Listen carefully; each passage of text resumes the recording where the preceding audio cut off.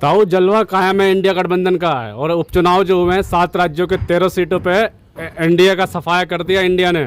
देखिए, इंडिया तो लड़ ही रहा है लेकिन जनता ने सफाया किया है और जनता को धन्यवाद, वहाँ के वोटरों को धन्यवाद कि उन्होंने जो है अपने बच्चों का भविष्य बचा लिया।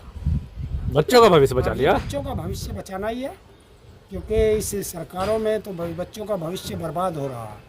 चाहे वो नीट की परीक्षा हो, चाहे पुलिस की परीक्षा हो, चाहे कोई भी परीक्षा हो, अलग अलग प्रदेशों में देख लो, सब जगह पर्चे लीक हो रहे हैं। 60-70 भर्तियां जो है वो लीक हो चुकी हैं। और मैं अभी एक देख रहा था, पता नहीं कौन सी भर्ती है वो उत्तर प्रदेश की, कि उससे 2018 में से वो शुरू है और अभी तक वो भर्ती पूर्ण नहीं हुई है। तो 7 साल में जो भर्ती 6-7 साल में जो भर्ती पूर्ण ना हो, उस भर्ती का पंचवर्षीय योजना में भी वो पूरी ना हो पाई हो, तो ऐसी भर्तियों का क्या काम। तो क्या लग रहा है आप दबदबा खत्म हो गया क्या मोदी जी का? दबदबा जनता का था, दबदबा जनता का है और दबदबा जनता का रहेगा। देवभूमि में भी सफाया कर दिया। देवभूमि कह लो, चाहे कर्म भूमि कह लो, चाहे युद्ध भूमि कह लो, ये तो सब हम लोगों ने नाम रख रखे हैं। वैसे तो हिंदुस्तान एक है और हिंदुस्तान में सब जनता एक है। कश्मीर से कन्याकुमारी तक पूरा भारत एक है। धोखे दे रहे हैं आप मोदी जी को, विकास कर रहे हैं बेचारे दिन रात लग के और जनता भी साथ नहीं दे रही। अब धोखेबाज तो नरेंद्र मोदी थे, जो जनता को धोखा दिया कि 15 लाख आपके अकाउंट में आएंगे, 2 करोड़ बच्चों को हर साल रोजगार दूंगा, हैं? और बहुत हुई महंगाई की मार, पेट्रोल डीजल 100 के पार, बहुत हुई महंगाई की मार, गैस का सिलेंडर 400 से 1100 पार। तो ये क्या है? ये जनता के साथ धोखा है, धोखा देना जनता के साथ। जनता को धोखा नरेंद्र मोदी ने दिया। इससे बड़ा धोखेबाज तो हिंदुस्तान में क्या दुनिया में नहीं होगा कोई। प्रधानमंत्री धोखेबाज है। नरेंद्र मोदी धोखेबाज है।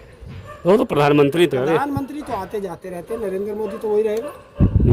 तो इसने तो गुजरात की जनता को धोखा दिया। वहाँ से पता चल गया कि 40 प्राइवेट नौकरी के लिए लाखों की संख्या में बच्चे लगा रहे हैं और रेलिंग टूट के कुछ के चोट भी लग गई है। और जिस तरीके से जनता ने दिखाया है कि ये चाहे वो 2024 का चुनाव हो, उन्होंने मजबूत सरकार को मजबूर सरकार बना दिया।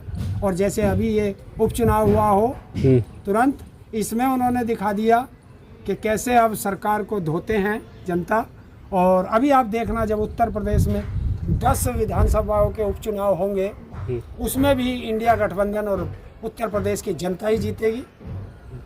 तो बीजेपी नहीं जीतेगी क्या? नहीं, बीजेपी नहीं जीतेगी, क्योंकि बीजेपी के तो विधायक और उनके जो पूर्व मंत्री हैं, विधायक हैं, जो पदाधिकारी हैं, वो तो अब सभाओं में कहने लगे हैं कि जिस तरीके से सरकारें चल रही हैं, जिस तरीके से उत्तर प्रदेश की सरकार चल रही है या भारत सरकार चल रही है, इससे बीजेपी अब नहीं जीतेगी।